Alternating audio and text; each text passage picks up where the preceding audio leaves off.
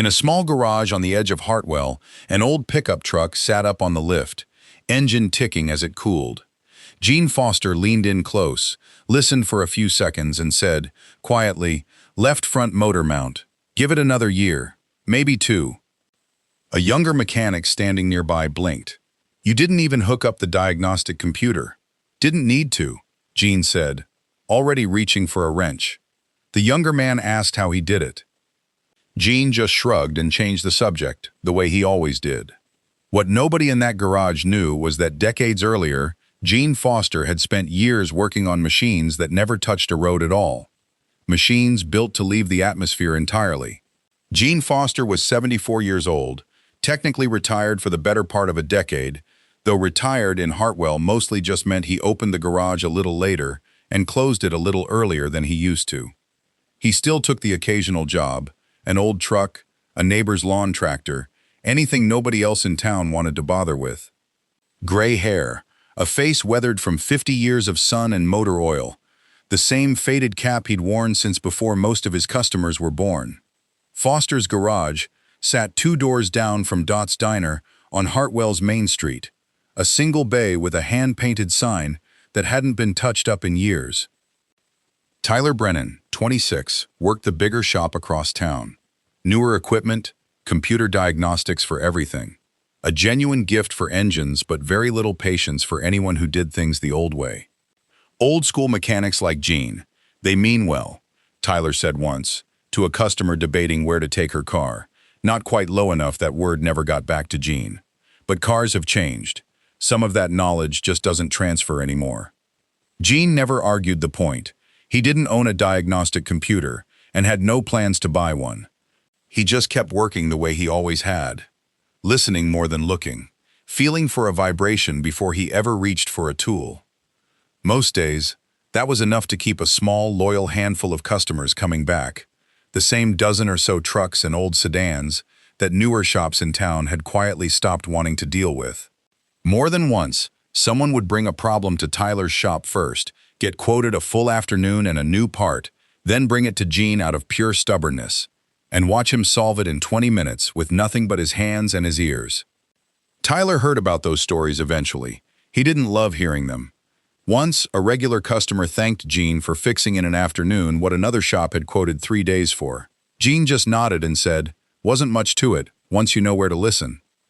At home, in the small house behind the garage where he'd lived alone since his wife passed 6 years earlier, Gene kept a single cardboard box on the top shelf of his closet, sealed, unlabeled, untouched for so long even he'd half forgotten exactly what was inside.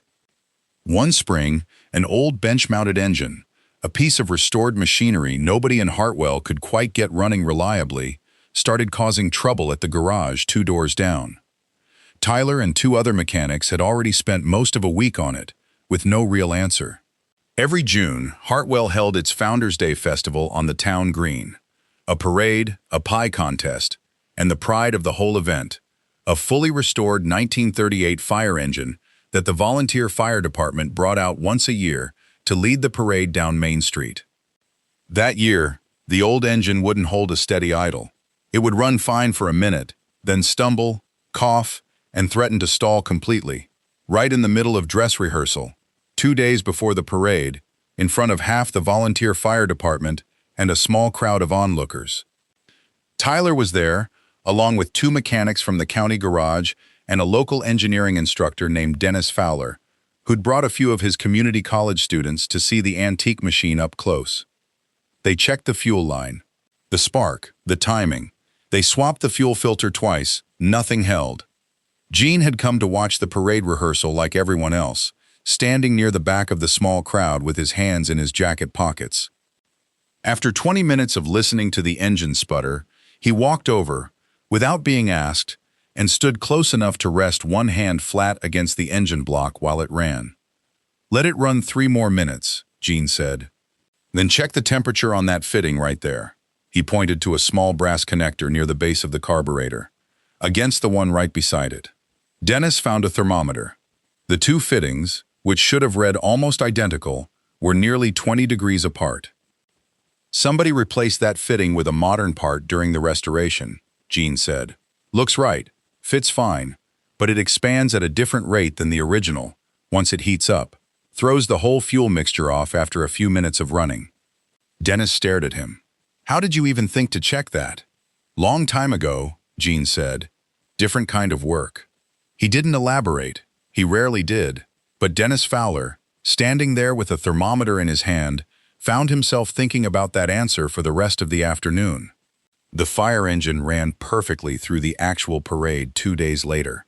Almost nobody in the crowd lining Main Street ever learned why it had nearly not made it at all, or whose hands had quietly fixed it.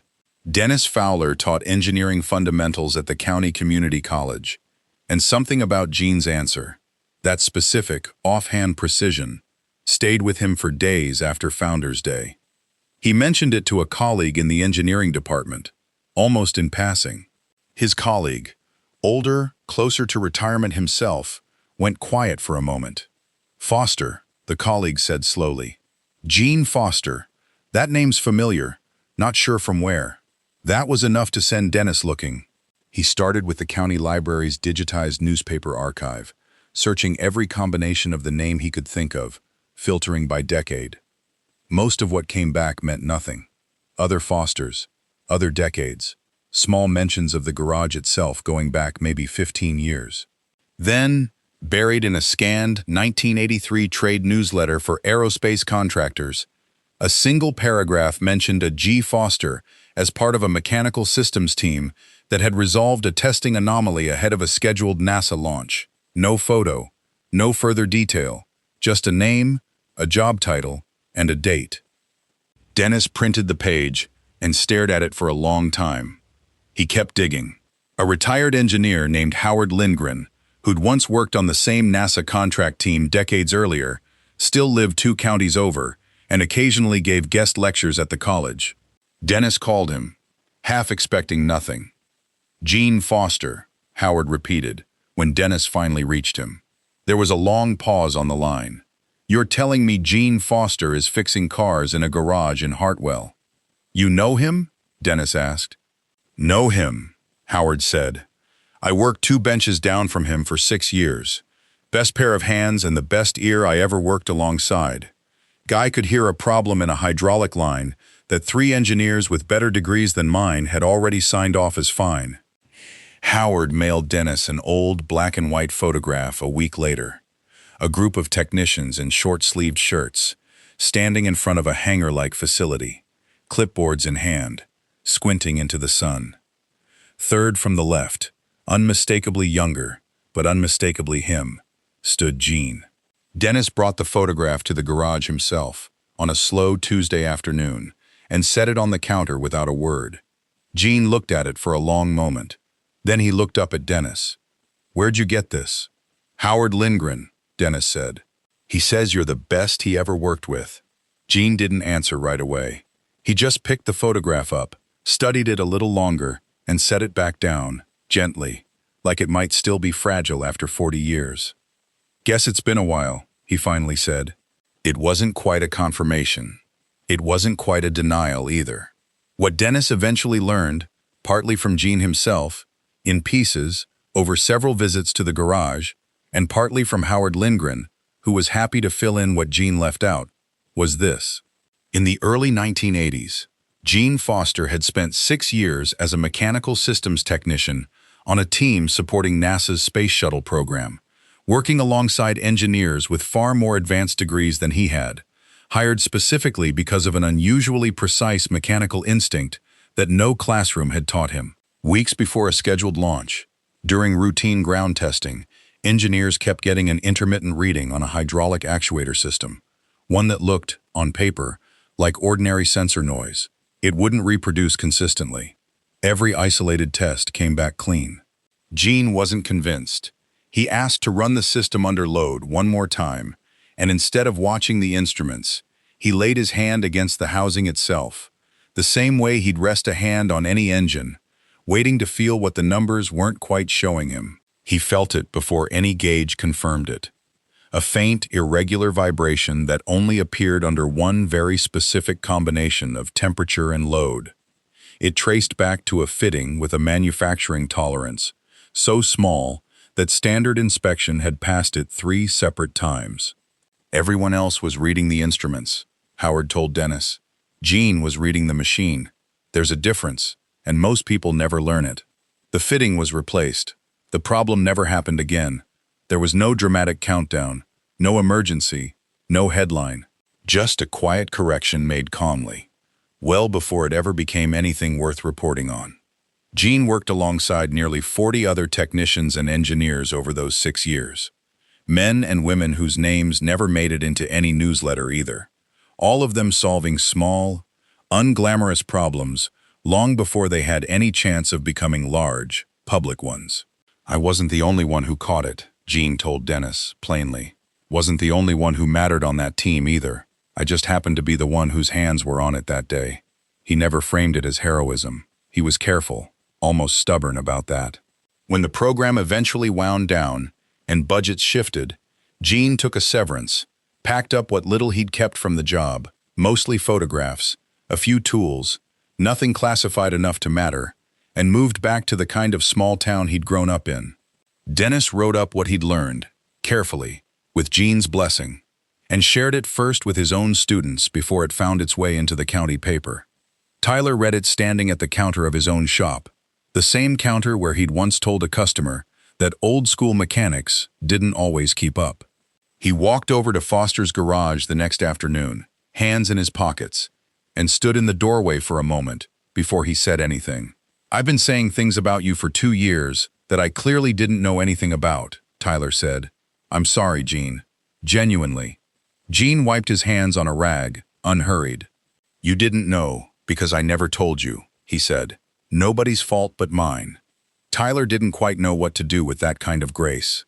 He came back the following week anyway, not for a repair, just to ask if Gene could show him how he actually listened for a problem, instead of relying on the scanner. Gene never held a grudge.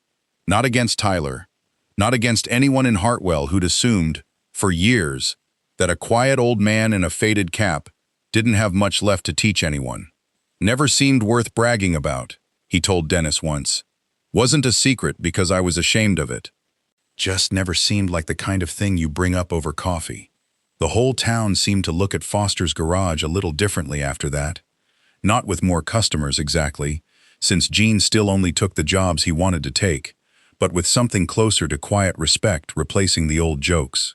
Dot, who ran the diner 2 doors down, started saving him the corner booth without being asked, the same booth he'd sat in alone for years. Even the county engineering board sent a short letter, more formality than fanfare, thanking him for service Gene himself had never once put on any resume. A few weeks later, Dennis asked Gene if he'd come speak to his community college engineering class.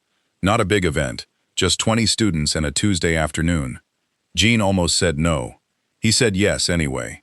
The students asked what it had been like to work on something that left the atmosphere entirely. Gene didn't talk about fame, or launches, or history.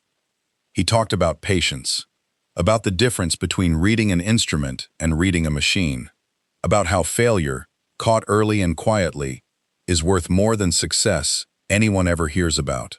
Nobody remembers the mechanic who caught the problem before it became a disaster, Gene told them. They only remember the disasters that happened. I got to spend a career being one of the reasons some of those disasters never made the news. Tyler came to that talk too, sitting in the back, saying nothing, listening the way he'd started listening to engines lately. A little slower, a little closer. The next morning, Gene opened Foster's garage at the same time he always did, put on the same faded cap, and got to work on an old sedan that had been misfiring for a week. He leaned in close, listened for a few seconds. Some things, it turned out, hadn't changed at all. Not the engine in front of him, and not the man listening to it. People often judge others by the job they have today. But a quiet mechanic, a cashier, a truck driver, a janitor, a bus driver, or a watchmaker may have lived an extraordinary life before anyone ever knew their name.